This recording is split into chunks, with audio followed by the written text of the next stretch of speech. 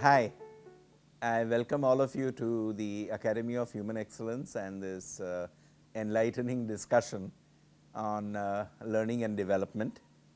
With me today, I have the pleasure of having Melvin Saldana. He is the general manager of the Taj Gateway Hotel at Baroda, and he has been a hotelier for many years. He's a specialist in foods and beverages with an enviable reputation across the country and across the world, and also is a participant of an academy training program. To my left is Dr. Kshama Bhatia, and to tell you a little bit about her, and there's lots to tell. She is a PhD in international finance from Haas School of Business Management at Berkeley University, and has done her MBA in finance and HR from Leeds University. She has a multifarious work background in hoteliering, in consulting, and so on, and has been a trainer for over 15 years. She is managing director at Winpac Industries Private Limited, and also she is a director at the Academy of Human Excellence. To introduce myself, my name is Parimal Gandhi, and I am managing director of the Academy of Human Excellence. I had the privilege to be its founder, and I am also the principal trainer. My academic background is in chemical engineering, literature, and linguistics, and I have several trainer certifications, mostly from the United States. I have 40 years of work that I have put in this profession, and to tell you the truth, I've enjoyed every moment. Okay, what makes the Academy of Human Excellence training so effective and unique as compared to other training programs? Focus on implementation, Melvin. Right from the beginning of any discussion on a training program, our focus and our concern is with what the end of the program is going to look like. In other words, what are the things that we want the trainees to stop and start doing after a training program? Then we go into customization of the program. See, it's a great doctor doesn't have one medication for every disease. So similarly, we have several different training programs that we are able to conduct, and we first do what we call a needs analysis, and once the needs analysis is completed, then we know what the requirement for the training is, and then thereafter what we do is we take different kinds of content, either it's available with us or we generate it, and we customize that to then finally deliver the training. This seems like a lot of work and analysis to be done before you start training. Being a participant of your training programs, I've attended I think 3 training programs. I know for a fact that your programs have been very simple, very realistic, but at the same time there's always a lot to take away once you've left that classroom. How do you actually Well, simplicity of content that is participant centric and focused Okay. is one of the things that we are very, very careful about. Learning should be fun. Learning should not be dull and boring. It takes away from implementation. If something has been boring, you tend to have a negative memory about it, and your mind tends to shun it. So learning has to be fun. But while we keep fun, and as you know in our programs, there's lots of fun and laughter and all of that, while we do all that, our focus and concentration is never away from the learning objectives. Yeah, something very complex, to say it simply, you really have to be intelligent to convert that. I agree. So we use a lot of that, and Parimal is an expert at that, simplifying things. I mean, he's always telling us, make it simple. Yes, Cut I the know. jargon. Don't complicate it by using big words and fancy words, because it throws people into a spin. I've been witness to some of his training programs wherein in the same day you have trained people really down the line, and at the same time also trained people right up there in senior management, and all in the same breath, with everyone having something to take away after that training session? How do you manage that? Actually, what happens is that I don't really teach anything very differently, because the objective is, she spoke of simplicity, and our objective there is, we don't want the participant to spend any energy trying to understand what it is that is to be learnt. So no energy to be spent on the learning process as such. The other aspect of it is that it's almost a rule at the academy that it is what participants do that causes learning. And therefore, when I do something, it may or may not be the best way for you to learn. We believe that telling is not training. And therefore, once we are very sure of what it is that we want the participants to learn, we work very hard to find ways in which participants can learn it themselves. Right. So our job really is to create learning experiences and not to teach.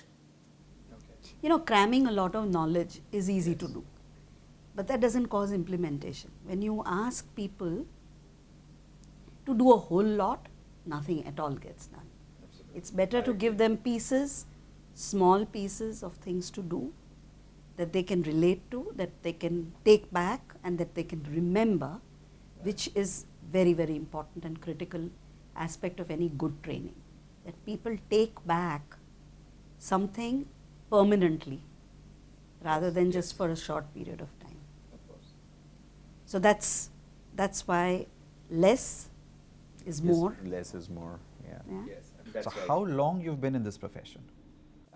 We've been in. I have personally been in the profession 40 years, 4 decades. I started out in 1976, and I have trained over, I would say, 100,000 participants. And lately, we started training trainers.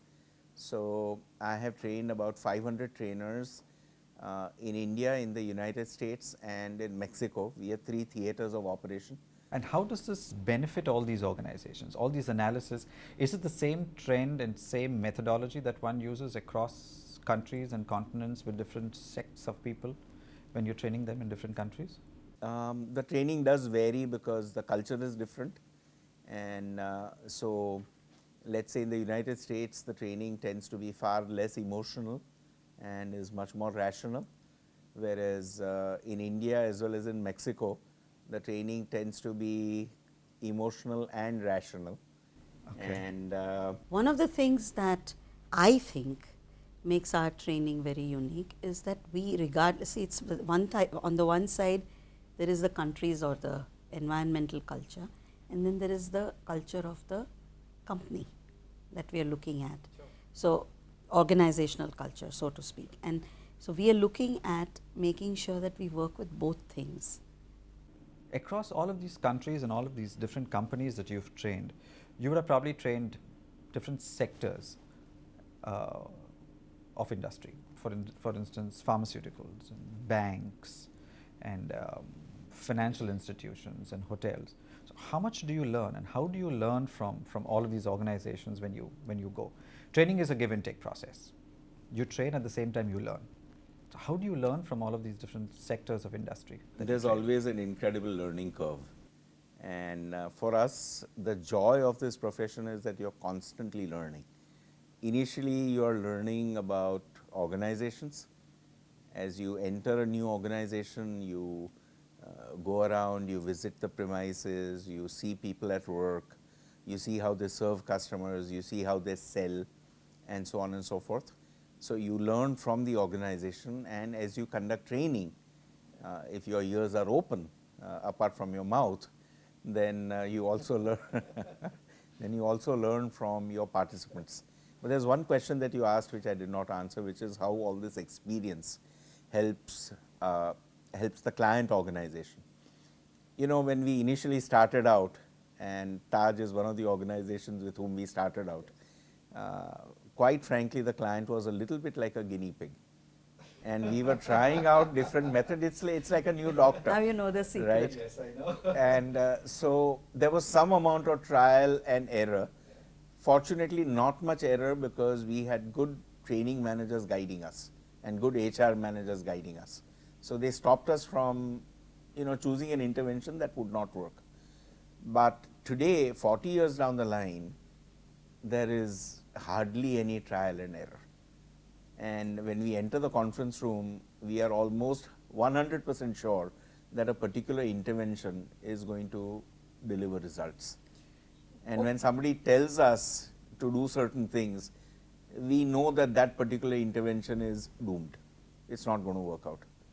So therefore, the amount of trial and error today is almost zero.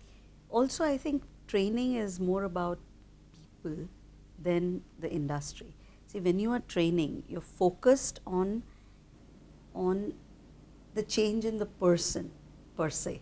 We don't need to really know so much about the business as such. Of course, some amount of background is required. But what is important is that You shape the person to you shape the shape world. the person. Yeah. You're looking at an individual or a team Yeah, yeah. and operating together. Okay. And the other interesting thing is, Melvin, that although I've been at it 40 years, I still very well know my first client and my first participant of 40 years ago. This is rare. That's interesting. Yeah. Yes, I know it's expected out of us also as hoteliers and in hospitality, but it takes a big mind, and it takes a great mind and great memory to actually remember the very first person or the first organization, the first set of people that one has trained or met. But that also, requires that you remain connected. Yes. At the end of the day, how do you remain connected to your first participant after you've done 100,000 I know. people, right? If you've worked with 100,000 people, it's sometimes even difficult to remember a name, right? But what happens and what is different about the academy is that we follow through. We are continuously engaged with the client. As with you. I was about to say that. Yes. I can see it here. Right. I mean, we've been connected so many years, and here I am today, chatting and asking you all these questions that I had in mind, which I could never ask because you were always a trainer, and I was the learner. I was a student.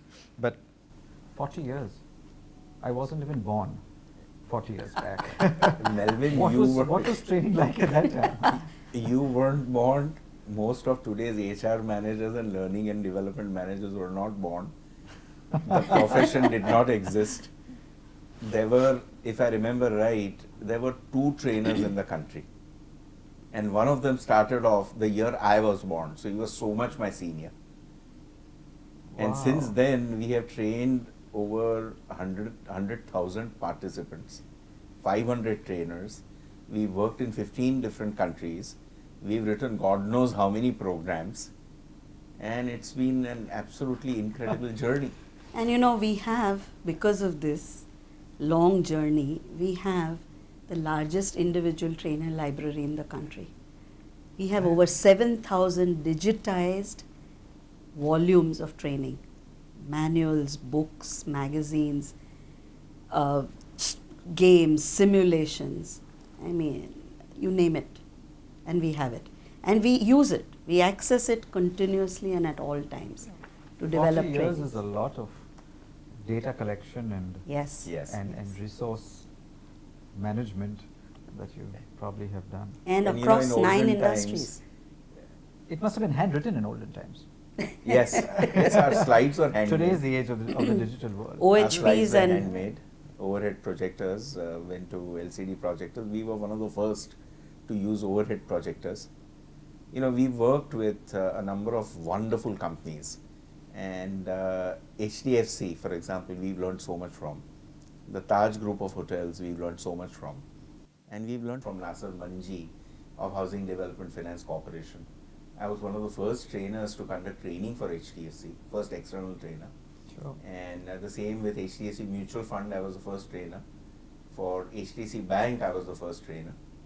Wow. So, you know, having all those 40 years under the belt really Counts for gives you a lot something. of opportunities. And you know, he's able to mentor incredibly well because of this experience. And all of us, even me as a trainer, and with all the learning that I have, and before I joined Academy of Human Excellence, I had my own training and development company. But I must say that it was nothing like this. We had a lot of good things going there, but I have learned an incredible amount. And I see that, you know, a lot of the trainers that have trained under him today are having companies of their own, doing brilliantly, doing very, very well. A lesser example of companies of their own is here. I mean, I'm running a hotel now. It's as good as running a company by True, itself true, as a in- general in manager, Baroda. absolutely. In Baroda. But thank you, and we conclude this segment here, and many more questions coming up next. Thank you.